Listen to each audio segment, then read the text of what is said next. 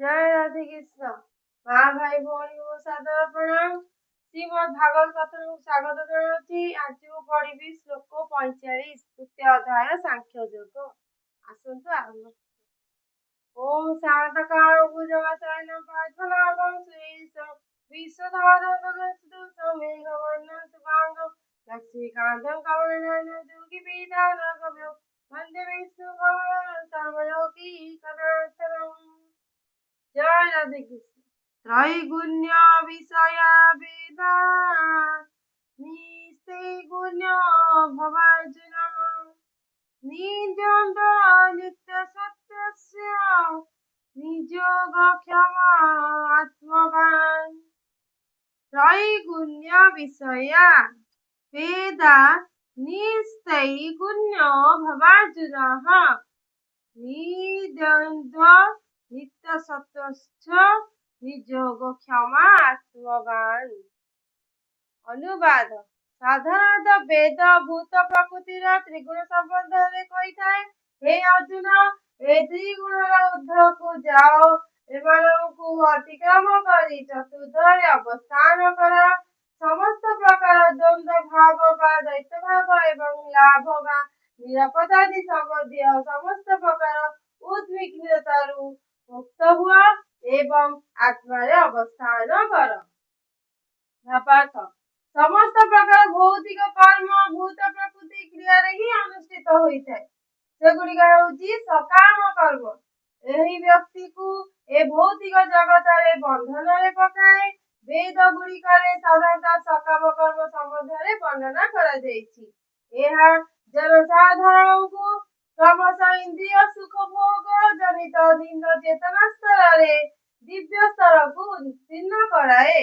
अर्जुन भगवान श्री कृष्ण का एक बंधु और शिष्य अटंती। तेणु भगवान तांको उपदेश देउछंती से त्रिगुण को अतिक्रम करी वेदांत दर्शन रे दिव्य स्तर रे अवस्थान करंतु।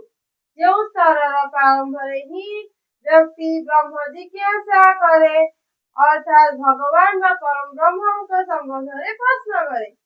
ए भौतिक जगत रे समस्त जीव बंचिबा पाई कठिन जीवन को संग्राम रे रत भगवान ए भौतिक जगत सृष्टि कला परे बद्ध जीव मानक निमित्त वैदिक ज्ञान करदेले सेतिरे से उपदेश देछंती किपरि भाबरे भौतिक जगत रे जीवन यापन करिबा को हेबो ओ भौतिक बंधन मुक्ति लाभ करिबा को हेबो।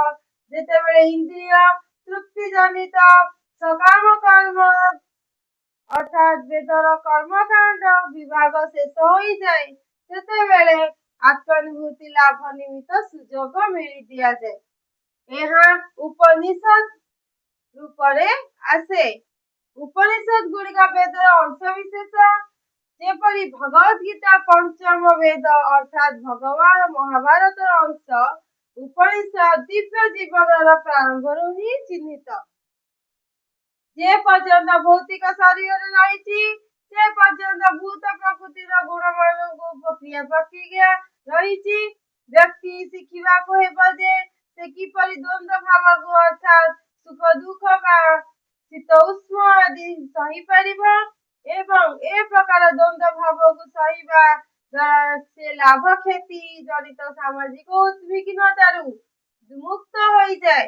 व्यक्ति जेतेबेले पूर्ण कृष्ण चेतना रे रहिबो अर्थात जेतेबेले से संपूर्ण रूपे कृष्णकर कृपा ऊपर ही निर्भर करी रहिबो सेतेबेले ही से दिव्य स्थिति लाभ करी पारिबो। जय राधे कृष्ण। आज मु एही वीडियोटी समाप्त करूची रहूची। काली पढ़िबी द्वितीय अध्याय सांख्य योग श्लोक 46।